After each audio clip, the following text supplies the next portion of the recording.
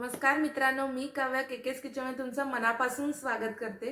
तर आजची रेसिपी ही माझी प्रचंड फेवरेट रेसिपी आहे, जिचे नाव आहे सुक्या बोंबलाची चटणी। खूप छान लागते ही, तुम्हालाही नक्की आवडेल। तर चला रेसिपीला सुरुवात करूया।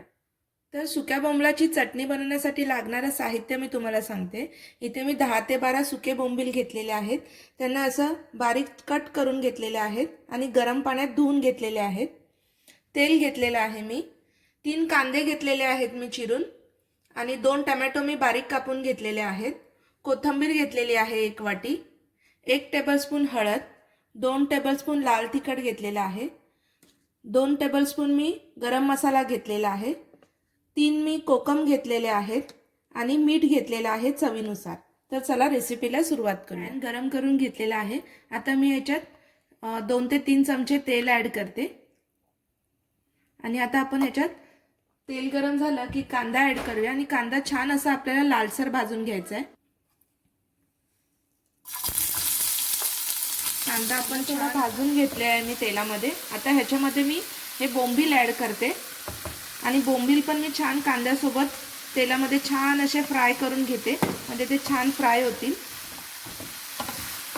हे कापून घेतल्यावर मी गरम पाण्यात धुवून घेतले, त्याच्यामुळे ह्याचा उग्र वास कमी होतो, म्हणून नेहमी बोंबील घेताना ते धुवून घ्या। कांदा आणि बोंबील तेलात छान असे फ्राय झालेले आहेत।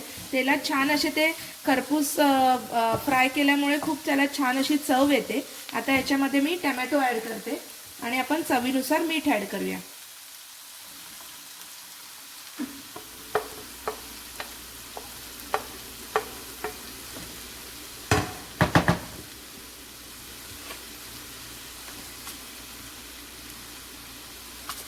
आणि हे छान असं पुन्हा एकदा मिक्स करून घेऊया।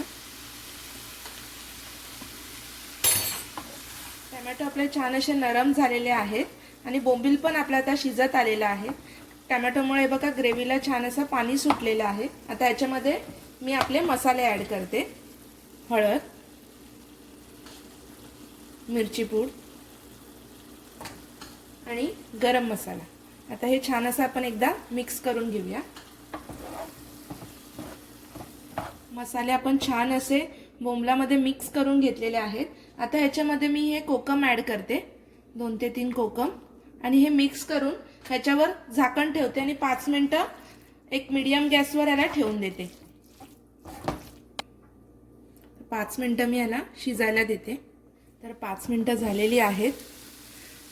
अप्रतिम, खूप छान असं आपले बोंबील रेडी झालेले आहेत। आता ह्याच्यामध्ये मी कोथिंबीर ॲड करते। ही बोंबलाची चटणी आहे ना, जर तुम्हाला संध्याकाळी खायची असेल तर सकाळी बनवा, मग तो ना मसाला खूप छान असा मुरतो आणि मग खूप छान चव येते, म्हणून ती खायच्या आधी बनवून ठेवा लवकर।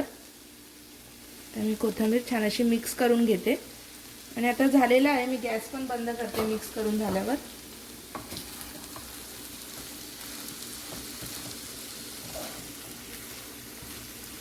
तर मित्रांनो, तुम्ही बघू शकता आपले सुक्या बोंबलाची चटणी रेडी झालेली आहे।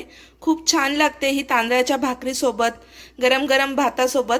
तर तुम्ही ही रेसिपी नक्की ट्राय करा आणि तुमच्या प्रतिक्रिया आम्हाला कमेंटद्वारे नक्की कळवा आणि केकेस किचनला लाईक, शेअर आणि सबस्क्राईब करायला विसरू नका।